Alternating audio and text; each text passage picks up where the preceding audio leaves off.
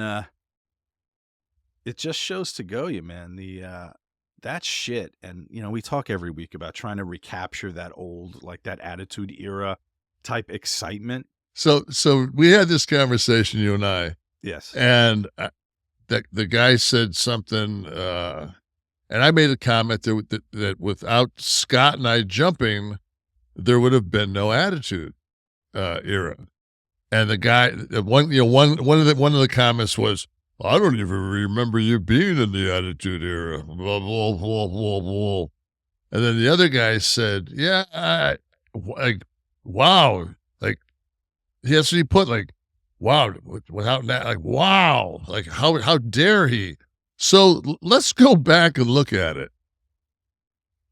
Scott and I, before we jumped, um, my last match was against Shawn Michaels. Better in Omaha, Good friends, good bitter friends. enemies. Yeah, that one. So what would have changed? Now, I would have still been Diesel. Brett probably would have got a shot to make up for the WrestleMania. I would have probably went off with Taker. I mean, things would have, like, where was the Attitude going to come from? On the other side, you had the Dungeon of Doom. You had Sting with the blonde hair and the colorful face paint.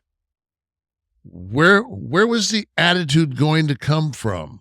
They were just going to decide one day that, hey, here's an idea. Let's grab some aluminum baseball bats. Let's do Hulk Hogan would have came down with the yellow and red on, and he would have been in yellow and red. He would never have been in the black. Additionally, though, when you just look at WCW, forget about WWE for a moment. Look at WCW, you guys go over there. Your name, you become yourselves. Right. Right. You leave as Diesel, you leave as Razor, you become Kevin and Scott. So all that theatrical stuff, let's call it, got stripped away all of a sudden. So that led to, we talked also about, remember when UFC first started to get slick? Yes. In the beginning, they had to do like these little outpost cities where they didn't have laws against beating each other to death. But once it went to Vegas and Philly and New York and stuff, they started getting real slick with production and everything. Those promos, those early, like Tito Ortiz and what was the dude with the cross? He would come to the ring, Chemo. Those promos were NWO promos. And the thing is, too, is the first week Scott came out. The second week I came out. The third week, we won the ratings and didn't look back for 83 weeks. So we forced Vince McMahon to change to a more gritty attitude. So if you're not pounding Vince McMahon for 83, it took him 83 weeks. It took him 40 to make the change. Like, come on. Yeah, I mean, you guys showed the direction in production and in the promos and in that the attitude. You had ECW, which was lighting the way for the in-ring product, more believability. People that wanted to believe that these people might be fucking each other up here a little bit. All of a sudden, we started talking on interviews. Yeah. The brother, let me tell you something, brother, let me tell you something, son. Those promos were gone. We talked just like this. Yeah. You got a problem? What are you going to do about it?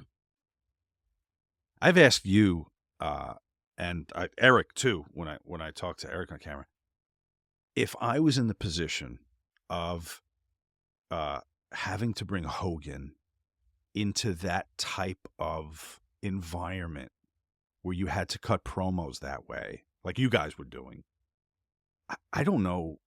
I don't know what I would have told him. I don't know how I would have. Like, you just go, hey, Terry, we're going to bring it down for this one, okay? We're going to bring it down. Like, how do you tell a Hulk Hogan that stuff's is of a different time. Yeah. No, and the thing is that was that's in his DNA. Because if he cuts a promo to come out to sing karaoke now to his hideaway, he does it in that brother, come on, Mm. it's in his DNA. That's what he's comfortable with. He did such a great job coming out of his comfort zone for that. But that had to take a little bit of massaging, I would imagine, right? Like But either but he also realized that we were doing something and getting a response, and he wanted, because he was going to be the mouthpiece for that, for the NWO, Mhm. So I mean, he had to bring it down, and then we'd feed him info. We'd give him a little bit of information. Hulk's one of the smartest guys I've ever met in this business. I saw something the other day on one of these comments, and the guy said, "You really hate Hogan, don't you?" I'm thinking to myself, like, that's probably one of the 10 closest people that I have in the industry.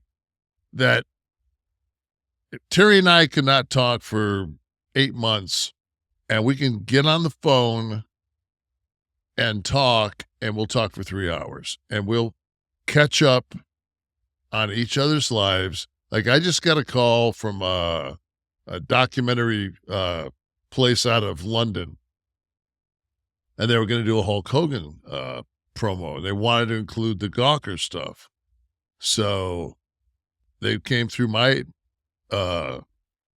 management, and they made an offer. And I said to my agent, I said, let me first check and make sure that Hulk's cool with this. They haven't even talked to Hulk. This was some Bush League backdoor, and they were going to try to get Gawker information out of me. And I just asked him, I said, "Hey, do you know anything about this?"